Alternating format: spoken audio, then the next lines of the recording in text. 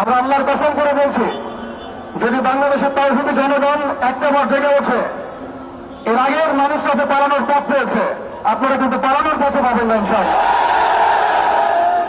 আমরা উগ্রতার পথ বেছে নেব না, আমরা শান্তির পথ বেছে নেব ঠিকই, আমরা ধৈর্য দেবো ঠিকই, কিন্তু আর কতজন ভাই মারা গেলে আমাদের হুঁশ ফিরবে? আর কতজন ভাই মারা গেলে আমাদের হুঁশ ফিরবে?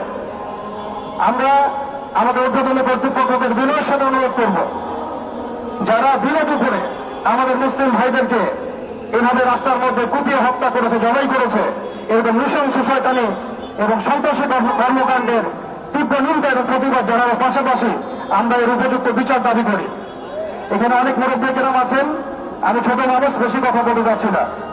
আমরা একটা দাবি উত্থাপন করতে চাই, বাংলার জমিন শান্তির জমিন, এই শান্তির জমিনে যদি কেউ উগ্রতা প্রদর্শন করতে চায়, আল্লাহর